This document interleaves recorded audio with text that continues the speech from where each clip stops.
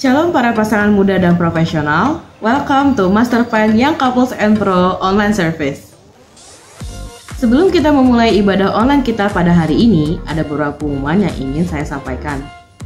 Yang pertama, ibadah online kita kali ini dipimpin oleh Pastor Samuel Anton dari JKI Maranatha Semarang dengan tema I Know Whom I've Believed. Kita akan belajar memiliki iman yang sejati di dalam Tuhan, bukan sekedar iman yang buta atau asal percaya, melainkan iman yang timbul dan melewati proses pengenalan akan Tuhan Yesus Kristus. Jadi jangan lupa siapkan Alkitab kalian dan catatan kalian, karena sebentar lagi kita akan mendapatkan insight yang bermanfaat untuk pertumbuhan iman kita. Jumat depan tanggal 24 September jam 8 malam, kita akan melanjutkan Pop Apologetic Class kita part 2 via Zoom Meeting. Tema yang dibawakan ialah Who Do You Think I Am? Fellowship kita minggu depan akan dipimpin oleh leader kita, Kak Randy Chandra Dinata.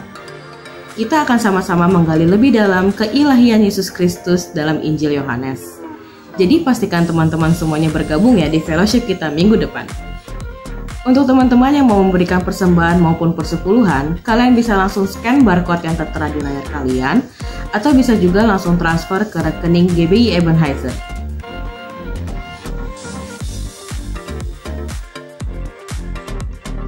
Jangan lupa untuk follow sosial media kita untuk mengetahui update kegiatan kita ya teman-teman.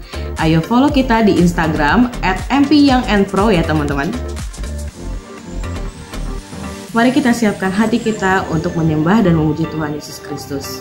Selamat beribadah, Tuhan Yesus memberkati. Haleluya, Shalom Master Plan.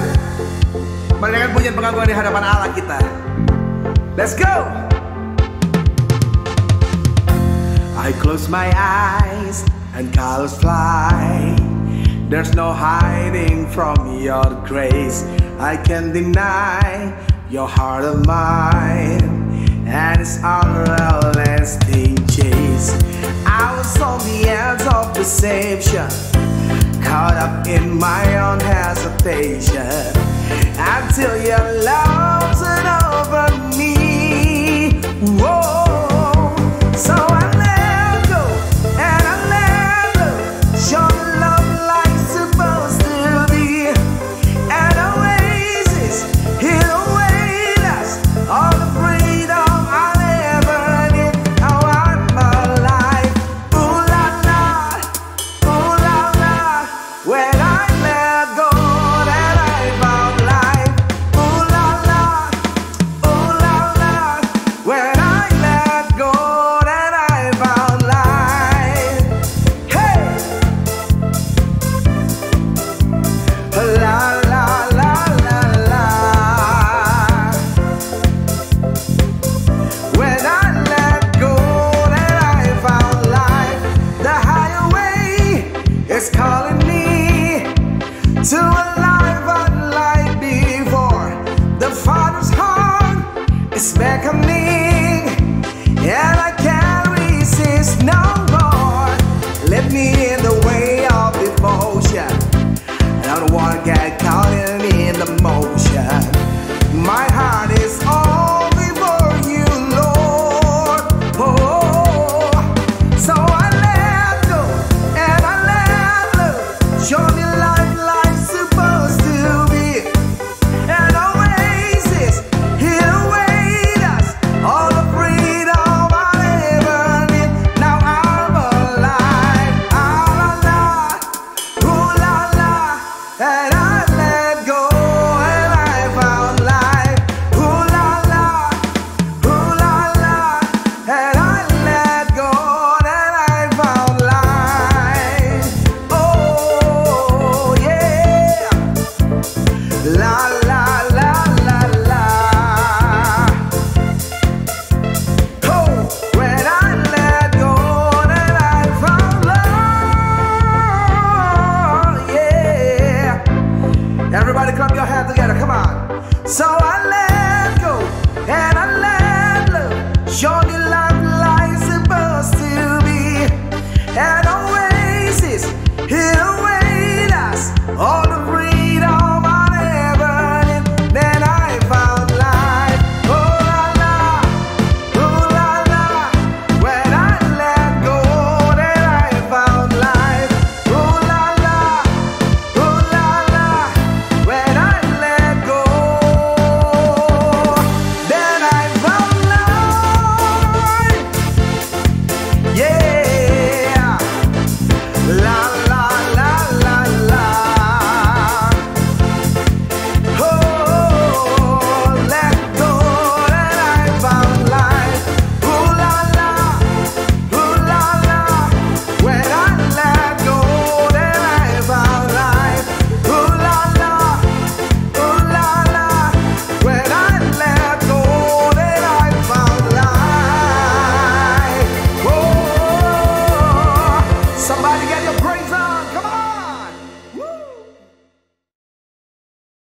Mari siapkan hatimu untuk terima kebenaran firman Tuhan. Kami percaya bukan karena kami melihat, tapi kami mengalami Engkau dalam hidup kami Bapa. Sebab firman-Mu tinggal di dalam kami, dan Engkau jadikan kami lebih dari para pemenang. Oh, kekuatan di hidupku, ku dapat di dalam-Mu. Kau teguhkan hatiku, tiada yang mustahil bagimu. Sebab aku percaya, bukan karena melihat, namun karena firman-Mu yang selalu digenapi di hidupku. Ku percaya, bukan karena melihat, namun karena firman-Mu tiada pernah berubah. Oh, oh, oh yeah. Kekuatan di hidupku,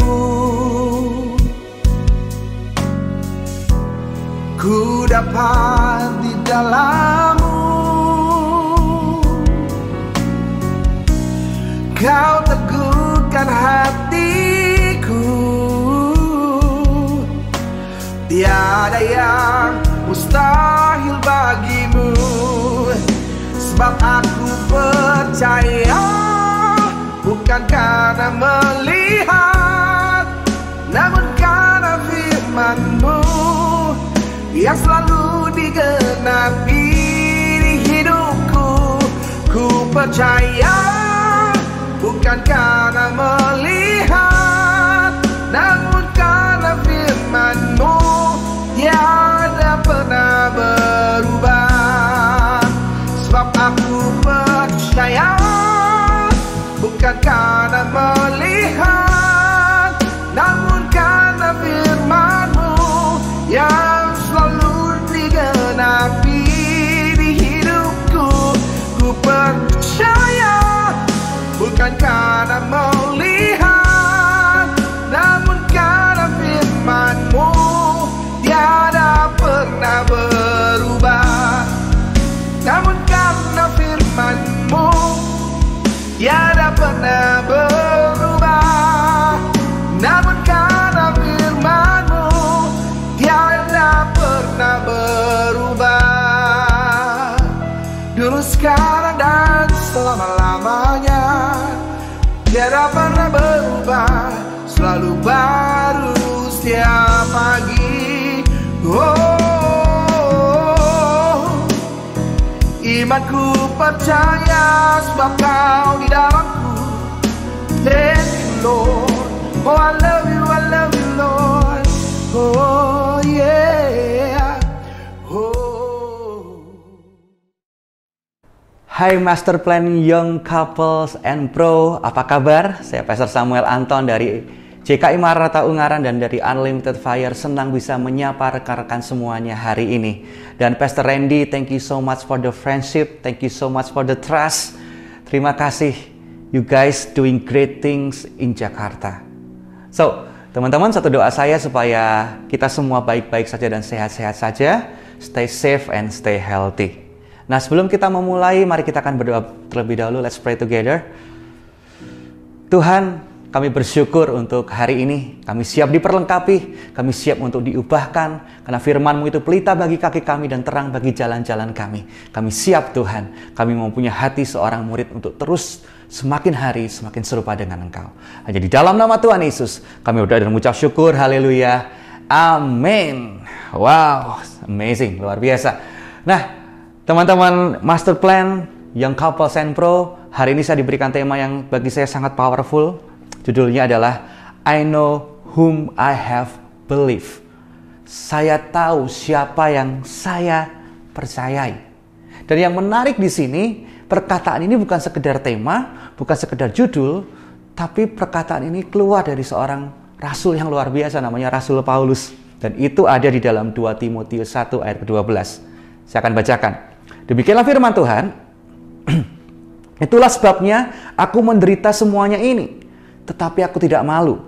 Karena aku tahu kepada siapa aku percaya. Dan aku yakin bahwa Dia berkuasa memeliharakan apa yang telah dipercayakannya kepadaku hingga pada hari Tuhan. Wow, what a powerful verse. Dan yang menarik di sini rekan-rekan semuanya, latar belakang dalam ayat ini sebenarnya Paulus dalam kondisi yang tidak mudah. Paulus dalam kondisi yang tidak baik. Dia ada di dalam tahanan Roma, gitu ya. Dan dia sedang menantikan saat kematiannya. Dia pun dalam kondisi yang sangat tidak mudah. Kenapa? Karena dia ditinggal oleh banyak orang-orang yang dia percayai. Dia ditinggal oleh banyak sahabatnya. Tetapi kita lihat dalam kondisi yang seperti itu, dalam kondisi yang sangat tidak mudah, inside outside gitu ya. Itu terjadi dalam kehidupan Rasul Paulus. Tapi dia tetap bisa mengucap syukur. Dia bahkan terus menguatkan anak rohaninya yaitu Timotius untuk terus bertekun di dalam Injil. Loh kok bisa ya? Dalam kondisi yang sangat tidak mudah, dalam kondisi yang berat. Tetapi Paulus tetap bisa mempunyai hal yang luar biasa seperti itu. Fondasi yang kuat seperti itu. Kepercayaan yang luar biasa seperti itu. Satu hal yang harus kita sadari bahwa karena Paulus mengenal Tuhan yang dia layani. Karena dia tahu siapa yang dia percayai. Dia sangat yakin. Dan itulah yang seharusnya ada dalam setiap kehidupan kita hari ini. Amin. Saya berdoa bukan sekedar iman yang buta, tetapi ada proses pengenalan akan Tuhan di situ. Ada pengalaman berjalan bersama dengan Tuhan di situ. Dan ketika kita mengalaminya, saya percaya di dalamnya itu ada yang namanya pengenalan akan Tuhan. Dan pengenalan akan Tuhan itu yang membuat kita kuat terhadap segala sesuatu yang sebenarnya bisa mengombang-ambingkan kehidupan kita. Tapi kita bisa firm, kita bisa kuat. Karena kita tahu siapa yang kita percayai. Amin, rekan-rekan semuanya. Nah, karena tahukah kita, Master Plan Young Couples and Pro, orang yang tidak membangun pengenalan akan Tuhan akan mudah kecewa dan akan cepat menyimpulkan segala sesuatu di dalam hidup ini. Dan saya berdoa supaya ini tidak terjadi dalam kehidupan kita. Kenapa? Karena terkadang atau bahkan sering kali di dalam hidup ini kita akan diperhadapkan dengan situasi-situasi yang susah untuk kita mengerti. Situasi-situasi yang membuat kadang-kadang, kenapa ya, kok bisa ya ini diizinkan terjadi? Membuat kita tuh bingung. Kenapa ya? Why Lord? Saya kasih contoh. Mungkin ada orang yang bertanya, Pastor, kenapa ya ada dua orang yang mengalami masalah atau pergumulan yang sama, tapi lalu ketika keduanya berdoa gitu ya. Tapi yang satu mengalami pertolongan Tuhan, tapi yang satunya belum. It sounds familiar? Apakah itu relate dengan rekan-rekan semuanya? Atau jangan-jangan itulah yang sedang kita alami saat ini. Iya betul Pastor, itu yang aku alami. Aku udah berdoa sekian lama, kok malah orang lain yang dijawab doanya. Kenapa ya Tuhan kok seakan-akan membingungkan gitu? Dan mungkin lebih dalam lagi kita bisa berkata, di mana keadilan Tuhan? Atau memang jangan-jangan hanya orang-orang yang tertentu saja yang bisa mengalaminya. Wah, kalau Pastor Randy sih pasti doa dijawab. Tapi kalau aku siapa? Butiran debu, Pastor. Sering dengar statement-statement seperti itu? Dan kadang-kadang hal-hal itulah yang membuat iman kita bisa naik turun. Kenapa? Karena kita hanya mengukur kasih dan kebaikan Tuhan dengan situasi yang terjadi dalam hidup kita. Oh, Tuhan baik ketika kita mengalami jawaban doa. Oh, kenapa Tuhan nggak sayang sama aku ketika kita nggak mengalami breakthrough dalam hidup kita. Kita belum mendapatkan jawaban dalam kehidupan kita. Padahal saya mau katakan, jauh lebih dari itu. Sadarkah kita bahwa pengorbanan Yesus di kayu salib itu adalah bukti utama kasih-Nya. Kasih-Nya sempurna. Dia sudah berikan segala-galanya. Itulah bukti utama kasih-Nya. Sementara apa yang kita alami saat ini, pergumulan, struggles, itu hanya dinamika kehidupan. dinamika kehidupan yang memang harus kita hadapi dan harus kita lewati supaya hidup kita growing, supaya kita pada akhirnya mature, menjadi dewasa. Jadi jangan sampai ukur kasih dan kebaikan Tuhan dengan apa yang sedang kita alami. Jauh lebih itu, jauh lebih berharga dari itu semuanya.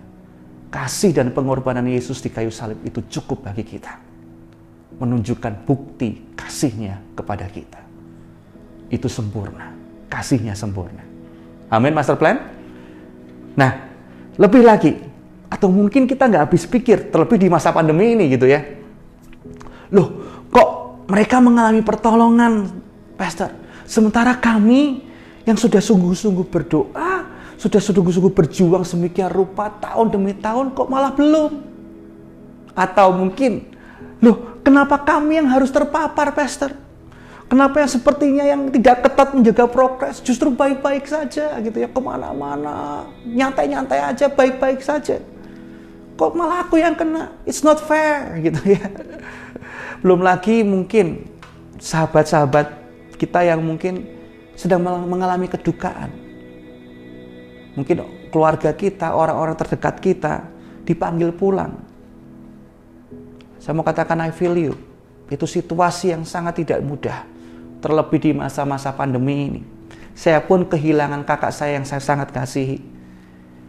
Dan berat sekali untuk bisa through it, untuk bisa melewati masa-masa itu.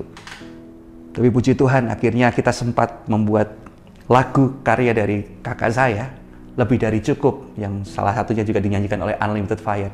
Engkau lebih dari cukup, Engkau lebih dari hidup Tuhan. Itu adalah tribut ya untuk kakak saya, bahwa Tuhan lebih dari cukup, Yesus lebih dari cukup dalam kehidupan setiap kita. Tapi lebih lagi saya mau katakan juga bahwa kenapa kejadian-kejadian itu kita lihat dan kita sedang hadapi dan kita bingung. Why Lord? Satu hal yang kita harus sadari, Master Plan. Sadari bahwa hidup ini adalah satu perjalanan bersama Tuhan yang personal dan unik untuk masing-masing setiap kita. Dan masing-masing setiap kita mengalami musim dan proses yang berbeda. Rekan-rekan menangkapnya? Setiap perjalanan kita bersama Tuhan itu personal dan unik. Masing-masing setiap kita berbeda. Dan kita pun mengalami proses dan musim yang berbeda. Why? Kenapa? Karena Tuhan mau bukan sekedar formulanya, bukan sekedar caranya, tapi yang Dia inginkan adalah sebuah relationship, sebuah hubungan yang menghasilkan pengenalan akan Dia. Amin. Bukan sekedar lakukan itu, lakukan ini. Bukan hanya sekedar perintah, tetapi yang Dia rindukan adalah sebuah hubungan yang dekat dengannya. Itu yang Tuhan mau, itu yang Tuhan inginkan. Karena di dalam kedekatan, di situ ada clarity, di situ ada kejelasan. Ketika kita mendekat, kita akan tahu hal-hal yang dulu mungkin kita nggak bisa lihat saat kita masih jauh. Seperti pemazmur, saya ingat dalam Mazmur 73, dia melihat di depan matanya, kenapa orang fasik itu hidupnya mujur gitu ya. Kenapa orang fasik sepertinya baik-baik saja padahal mereka sembarangan hidupnya. Sia-sia aku mempertahankan kehidupanku yang bersih. Pemazmur saya berkata seperti itu. Tapi pada akhirnya ketika pemazmur memutuskan untuk masuk, untuk mendekat, untuk mengenal Dia lebih lagi, dia berkata, sampai aku masuk ke dalam tempat kudus Allah. Itu artinya dia membangun relationship, kedekatan, dan di situ ada kejelasan.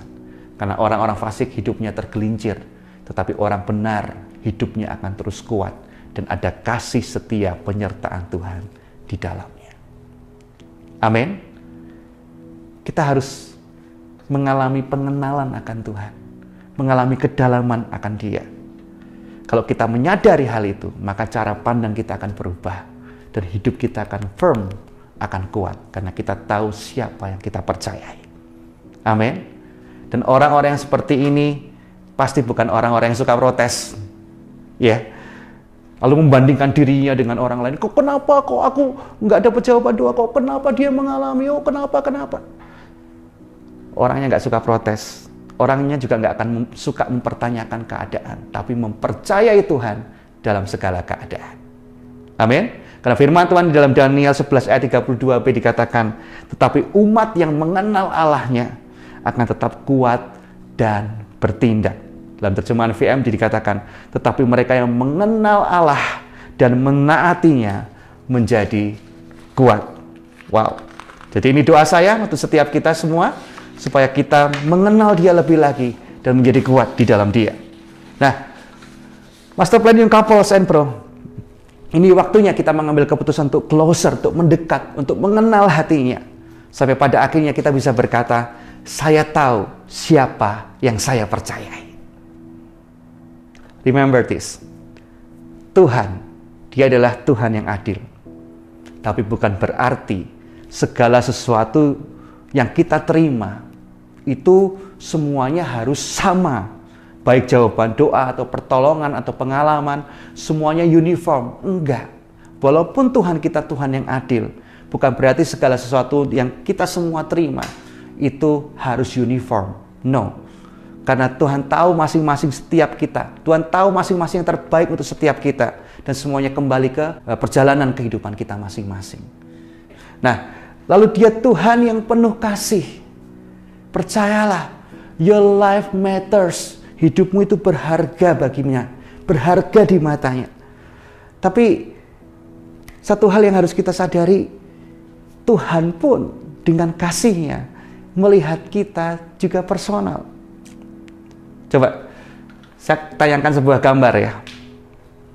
So, what do you see dari gambar itu? Mungkin dari kita kebanyakan berkata, ini gambar orang banyak, Pastor. Crowded. Ya itulah seperti akulah. Itulah aku, butiran debu, hilang di sana. Tapi saya mau katakan, cara pandang Tuhan beda loh lihat kehidupan kita. Yesus melihatmu. Yesus mengenalmu. Yesus mengasihimu secara personal, satu persatu, one by one. Kenapa? Karena kita berharga di matanya. Your life matters. Tuhan punya rencana yang besar dalam kehidupan kita masing-masing. Jadi saya berdoa Master Plan, jangan pernah curiga kepadanya. Dia Tuhan yang tahu benar cara memproses, membentuk dan memulihkan kehidupan kita. Dan cara yang Tuhan lakukan dalam setiap kehidupan kita adalah bukan segala sesuatu harus sama, bukan segala sesuatu harus seragam. Tapi Dia Tuhan tahu cara yang tepat, yang terbaik kepada masing-masing kita. Oke? Lalu kalau tadi kita tahu bahwa Dia Tuhan yang penuh kasih, Dia Tuhan yang adil, Dia juga Tuhan yang berdaulat. Artinya apa? Tuhan berkuasa untuk menetapkan, mengizinkan, merencanakan, dan memimpin segala sesuatu sesuai dengan kehendaknya bagi kemuliaannya. Jadi kita boleh berdoa, kita boleh minta mukjizat, kita boleh berpuasa untuk apa yang sedang kita harapkan, yang kita gumulkan. Tetapi sekali lagi, bukan kehendak kita, tetapi kehendak Tuhan yang jadi. Karena Dia Tuhan yang berdaulat. Atau mungkin kita pernah dengar lagu, suka-sukamu Tuhan. Ya. Karena kita tahu, apapun nanti jawaban doa, apapun nanti yang akan kita receive, itulah yang terbaik. Karena Dia tahu yang terbaik dalam kehidupan kita. Oleh sebab itu, Master Plan Young Couples and Pro, kita akan belajar. Ada satu kisah di Alkitab yang menggambarkan dengan jelas. Ada dua orang yang datang mencari Yesus dengan kebutuhan yang sama. Bahkan di waktu yang hampir bersamaan. Tetapi lihat, cara Yesus menolong mereka pun berbeda. Dari situ kita akan ngerti. Kita akan mengalami pengenalan akan Dia lebih lagi. Dan kita nggak akan hidup penuh curigaan dengan Tuhan. Tapi kita punya dasar yang kuat. Kita akan firm. Dia Tuhan yang berdaulat. Dia Tuhan yang penuh kasih. Dan Dia Tuhan yang adil. Amin. Yuk kita akan lihat sama-sama. Ini menarik sekali. Ternyata kita semakin disadarkan bahwa perjalanan kita bersama dengan Tuhan itu personal dan masing-masing kita berbeda. Oleh sebab itu kita perlu pengalaman dan proses masing-masing supaya kita mengenal Dia lebih lagi. Kita lihat dalam Markus 5 ayat 21 sampai 23. Ini saya kasih gambaran besarnya ya. Ada seorang kepala rumah ibadat atau sinagoga bernama Yairus dan seorang wanita yang 12 tahun sakit pendarahan. Mungkin kita sering baca ayat ini, tetapi yuk kita dapatkan insight yang lebih lagi. Ada kedalaman, ada kekayaan di dalamnya. Nah, yang menarik di sini adalah mereka berdua sama-sama mencari Yesus. Yairus punya kebutuhan kesembuhan untuk anaknya yang hampir mati. Sakit parah. Sementara wanita ini butuh kesembuhan karena dia sudah menderita sakit pendarahan selama 12 tahun. Dan semua telah dihabiskannya untuk pengobatannya. So, mari kita akan lihat sama-sama di ayat ke-21. Sesudah Yesus menyeberang lagi dengan perahu, orang banyak berbondong-bondong lalu mengerumuni Dia. Sedang Ia berada di tepi danau.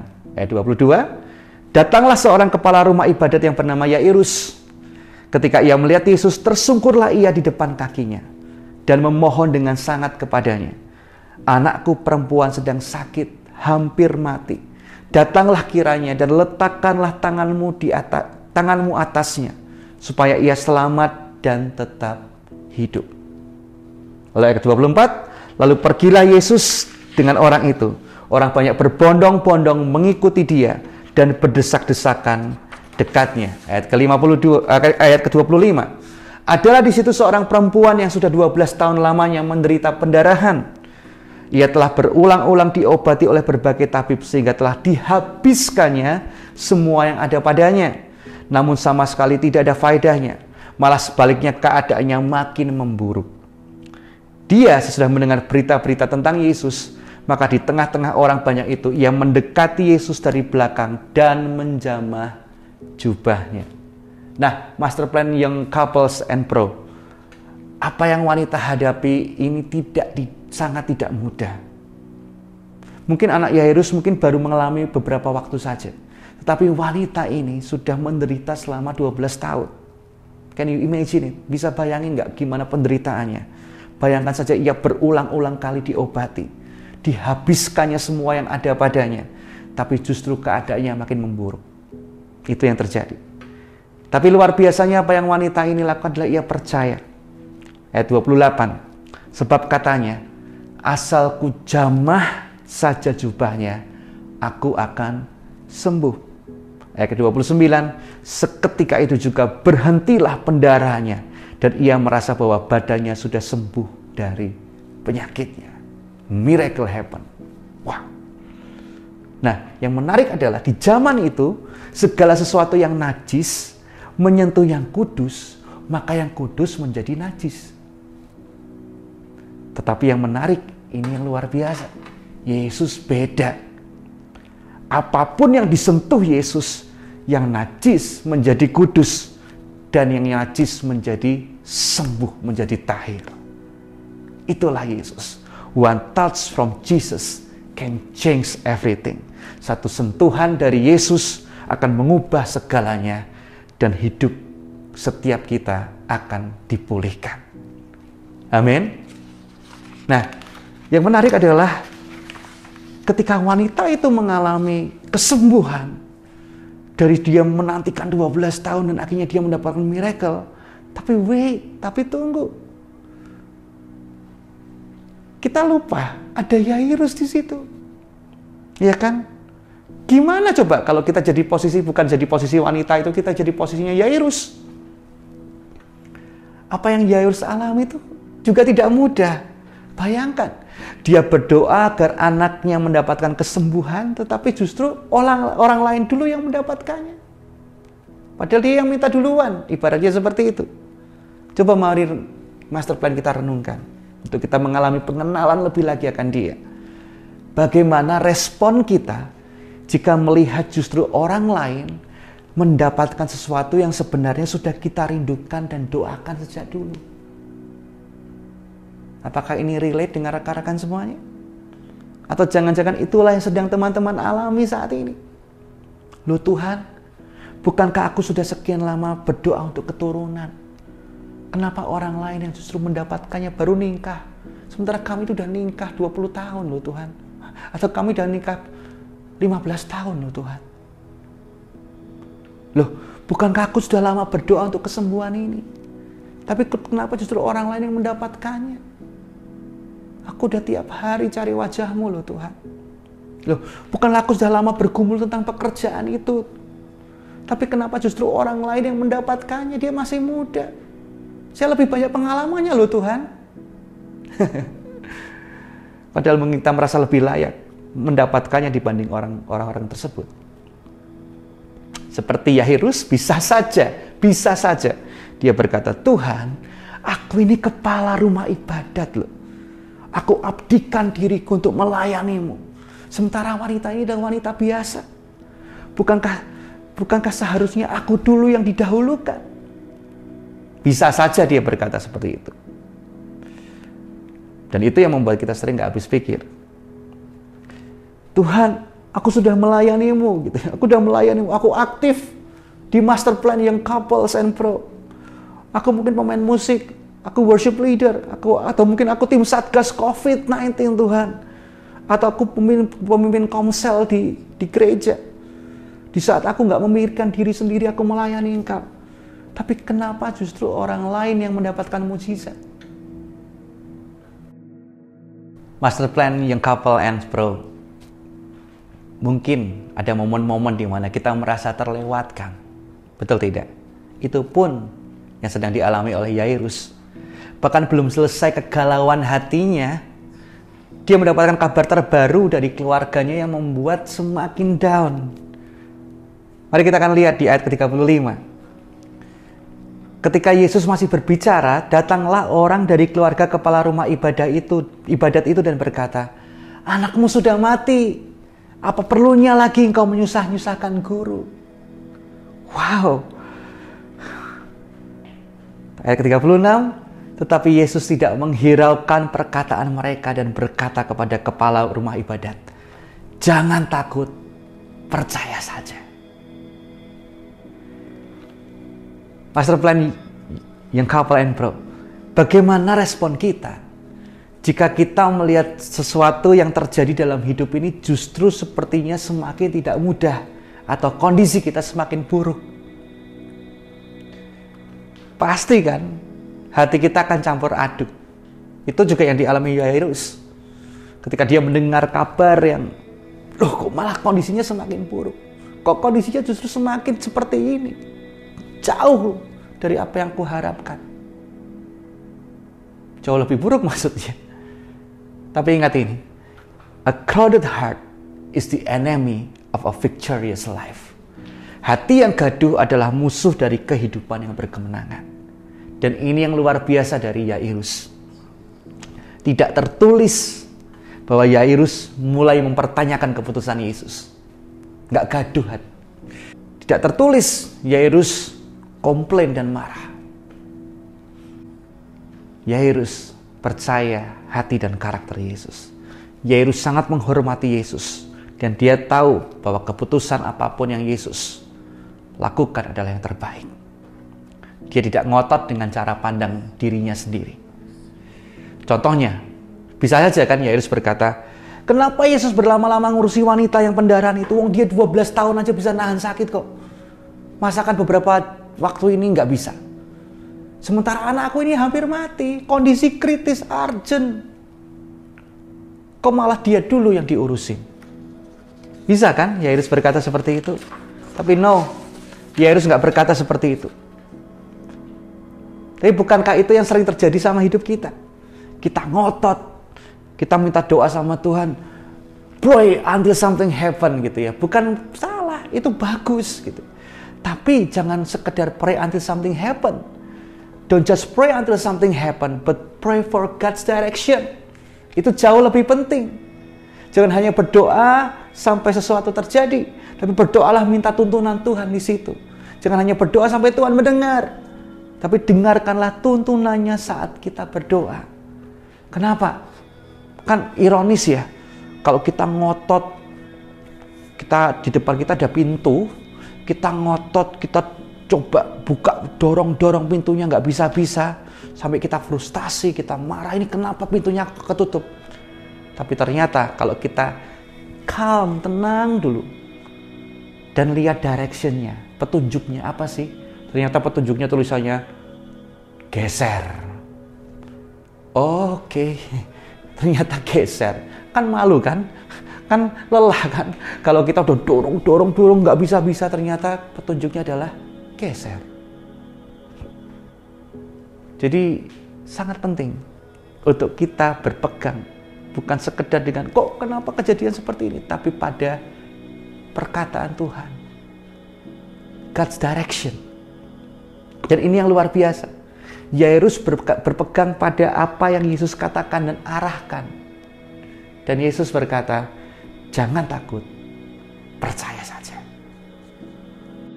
Nah, bagaimana relevansinya dengan kondisi kita saat ini? Master Plan Young Couples and Pro, ketika iman kita diombang-ambing dengan keadaan yang tak menentu, berpeganglah dengan apa yang Tuhan katakan, dan itu ada dalam kebenaran firman-Nya. Wow, saya sangat excited tadi. Lisa Bevere berkata, if you don't know how to pray, pray the word. If you don't know the answer, read the word. If you don't know what to say, speak the word. Jadi, don't say God is silent if your Bible closed. Jangan berkata Tuhan tidak berbicara. Tuhan tidak sedang berbicara, tidak memberikan arahan kepada kita. Kalau Alkitab kita selalu dalam keadaan tertutup. Jadi, pegang apa yang firman Tuhan katakan. Sehingga kita bisa berkata, aku tahu siapa yang aku percayai. Amin. Nah, kalau kita lanjut ke kisah Yairus, seringkali kita luput gitu ya tentang satu hal ini. Bahkan saya sering baca, saya pun luput. Tapi saya berdoa ketika kita mendengar hal ini kan menunjukkan kekayaan yang luar biasa tentang kisah ini gitu ya. Ini menarik. Walaupun wanita yang sakit pendarahan 12 tahun itu mendapatkan kesembuhan terlebih dahulu dan anak Yairus belum. Atau walaupun keluarga Yairus datang dan menyampaikan kabar buruk kepada Yairus dan berkata, nggak usah repotin guru, anakmu sudah meninggal. Tapi kita juga harus ingat dan sadar, ini powerful sekali, bahwa Yairus sedang berjalan bersama dengan Yesus. Betul nggak? Dia sedang bersama dengan Yesus. Bukankah yang terpenting dalam hidup ini kita bukan sekedar menerima jawaban doa atau masalah kita selesai gitu aja. Karena kita harus sadar bahwa sekedar selesainya sebuah masalah bukanlah jawaban. Tetapi bertemu dengan Yesus itulah jawaban. Amin. Lalu juga bukankah yang terpenting dalam hidup ini adalah God with us. Tuhan beserta dengan kita di dalam segala keadaan, dalam segala musim. Karena the most important thing is that Jesus is walking with us. Dan Tuhan yang bersama dengan kita itu berkata, jangan takut, percaya saja. Amin. Itu artinya bahwa Tuhan yang berjalan bersama dengan kita itu jauh lebih berkuasa dari setiap masalah yang sedang kita hadapi. Dan Yairus sadar itu. Dia sedang berjalan bersama dengan Yesus. Bukankah itu lebih dari cukup? Walaupun dia belum melihat mukjizat, belum melihat maksudnya anaknya disembuhkan. Tapi dia sedang berjalan bersama dengan Yesus. Dan sepertinya Yesus berkata kepada Yairus, sudahlah, jangan khawatir, pandang aku. Jangan hanya pandang masalahmu, fokus kepada aku, percaya kepada aku, dengarkanlah directionku, dengarkanlah firmanku. Saya membayangkan Yairus di dalam perjalanan ke rumahnya, dia menguatkan hatinya dan dia berkata, hidupku tidak ditentukan oleh perasaanku yang berubah-ubah, tetapi hidupku ditentukan oleh Tuhanku yang tidak pernah berubah. Amin. Bukan sekedar apa yang dia rasakan, tapi dia percaya apa yang seharusnya dia harus percaya. I trust in his character, not in my circumstance. Tidak heran apa yang terjadi master plan Young Couples and Pro. Kita lihat ayat ke-41 sampai ke-42. Demikianlah firman Tuhan. Lalu dipegangnya tangan anak itu, katanya, Talita kum, yang berarti, hai anak, aku berkata kepadamu, bangunlah. Ayat 42. Seketika itu juga anak itu bangkit, berdiri dan berjalan. Sebab umurnya sudah 12 tahun. Semua orang yang hadir sangat takjub. Puji Tuhan. Wow. Ternyata Yairus bukan hanya melihat yang sakit bisa sembuh, tetapi Yairus mendapatkan hal yang tidak biasa dalam hidupnya, yaitu mukjizat yang mati dibangkitkan. Bukankah itu jauh dari apa yang dia pikirkan, lebih dari apa yang dia pikirkan, dan tidak pernah ia duga. Tapi itu yang terjadi. Dan saya percaya itu akan membuat pengenalannya lebih lagi. Itu dia dapatkan tentang dia, tentang Yesus. Satu hal yang kita bisa belajar hari ini, master plan Young Couples and Pro. Percaya dia yang kita percayai dalam memimpin perjalanan masing-masing setiap kita.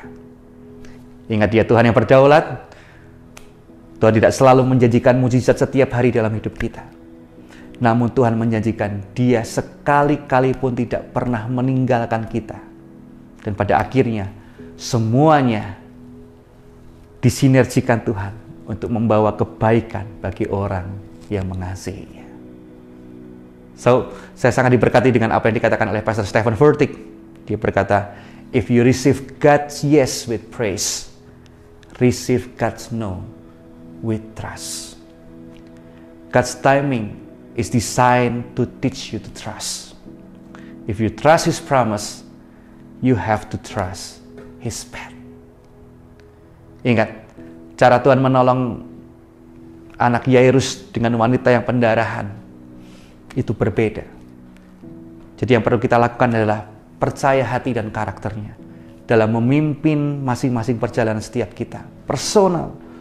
Karena ingat, iman yang sejati selalu tunduk pada kehendak Tuhan, bukan dengan cara pikir kita sendiri. Seorang penulis yang luar biasa bernama Sheila Erin, di artikelnya Beautiful Word, dia berkata, bila Tuhan memilih untuk tidak melakukan apa yang kita minta, itu bukan berarti Tuhan tidak sanggup dan juga bukan berarti bahwa kita kurang beriman, tetapi karena di dalam kemahatauannya Tuhan mengetahui apa yang lebih baik bagi kita. Jadi master plan yang Couple and Pro, demikian juga dengan iman kita. Dengan iman kita bisa memindahkan gunung masalahmu. Tapi dengan iman juga kita tetap setia dan percaya. Walaupun gunung masalah mungkin belum berpindah. Karena kita tahu siapa yang kita percaya. Kita mengenal kasih-Nya, kita mengenal keadilan-Nya, dan kita mengenal kedaulatannya. I know whom I believe. Amin. Apakah kita semua diberkati hari ini? Mari nikmati perjalanan yang personal kita bersama Tuhan dan alami pengenalan yang lebih lagi dan lebih lagi, supaya hidup kita firm, kuat, dan tidak terombang-ambing. Dan jangan bandingkan perjalanan kita dengan perjalanan orang lain. Oke, let's pray together. Terima kasih Tuhan, kami bersyukur. Dan hamba-Mu saat ini khusus berdoa untuk orang-orang yang sedang tawar hati dalam perjalanan, dalam kehidupannya. Orang-orang yang sedang bitter, orang-orang yang sedang mempertanyakan, why Lord, why Lord? Tetapi hari ini kami disadarkan bahwa kami nggak mau sekedar mempertanyakannya, tapi kami mau mempunyai firm foundation. Setiap kami mempunyai kesadaran pengenalan akan Dia lebih lagi. Bahwa ternyata dalam kehidupan kami, perjalanan kami itu personal. Dan Engkau ingin menyatakan pribadi-Mu lebih lagi. Sehingga bukan dari kata orang saja, tetapi kami mengalaminya secara personal. Terima kasih Tuhan, kami ingin mengenal Engkau lebih dalam lagi. Dan biarlah setiap kami hamba berdoa, setiap kami sedang mengalami kelesuan, sedang mengalami tawar hati, dibangkitkan kembali. Karena kami percaya, siapa Tuhan yang kami sangat percaya, itu Engkau Yesus. Terima kasih Tuhan, terima kasih. Meteraikan firman Tuhan ini, hamba-Mu selesai berbicara, tapi Engkau berbicara lebih terus di dalam kehidupan hati mereka. Di dalam nama Yesus, kami berdoa dan mengucap syukur, haleluya. Amin. Tuhan berkati. God bless you.